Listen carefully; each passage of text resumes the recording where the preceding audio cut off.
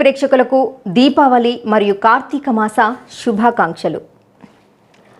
పెద్దలు పిల్లలు అనే తేడా లేకుండా దీపాలను వెలిగించి టపాసులు కాలుస్తూ ఎంతో ఉత్సాహంగా ఆనందంగా జరుపుకునే పండుగ మన ఈ దీపావళి. అయితే మన హిందూ సాంప్రదాయాలు ఆచార వ్యవహారాలు నేటి తరం పిల్లలకు తెలియడం లేదు. గతంలో ఇళ్లల్లో ఉండే పెద్దలు పిల్లలను చేరదీసి కథల రూపంలో మన ఈ భారతీయ సాంప్రదాయపు విలువలను నేర్పించేవారు. ఈ తరం పిల్లలు టెక్నాలజీలో ఎంత ముందున్నా పెద్దవాళ్ళకి ఈ విషయాలను బోధించే ఓపిక సహనం ఉండడం లేదు. అంతకు మించిన సమయం చిక్కడం లేదు. అందుకనే అసలు ఈ దీపావళి విశిష్టత ఏంటి అని క్లుప్తంగా చెప్పుకుంటూనే ఈరోజు అనగా ఈ దీపావళి నాడు పాటించాల్సిన నియమాలను తెలుసుకునే ప్రయత్నం చేద్దాం. జ్యోతిష్య శాస్త్రంలో లక్ష్మీదేవికి సంబంధించి ఎన్నో ఆచారాలు నియమాలు ఉన్నాయి.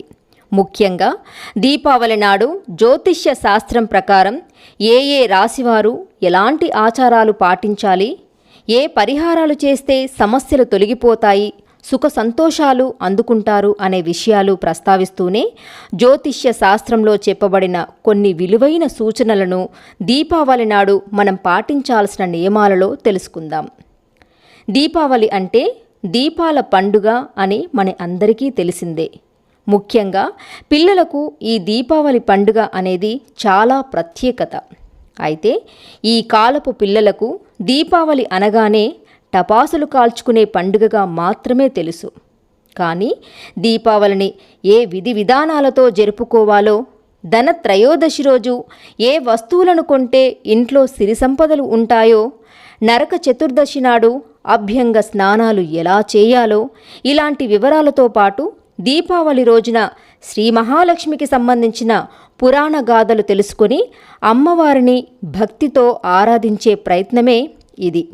జ్యోతిష్య శాస్త్ర ప్రకారం పిల్లి ఎదురైతే మంచిది కాదు అంటారు, బల్లి అరిస్తే అశుభం అంటారు.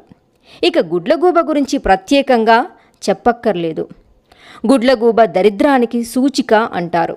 కానీ దీపావళి నాడు ఇవన్నీ ఎదురైతే ఏం జరుగుతుందో మీకు తెలుసా?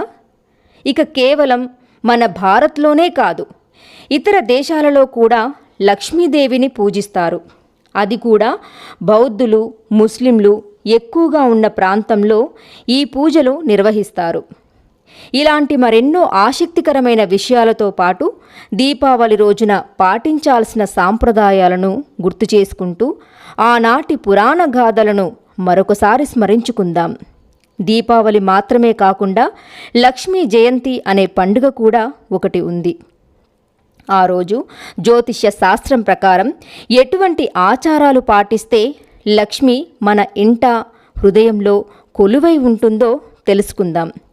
అంతేకాకుండా దీపావళి తర్వాత వచ్చే కార్తీక మాసంలో ఏ రోజులలో లక్ష్మి ఆరాధన చేస్తే సిరి సంపదలు కలిసి వస్తాయో కూడా తెలుసుకుందాం.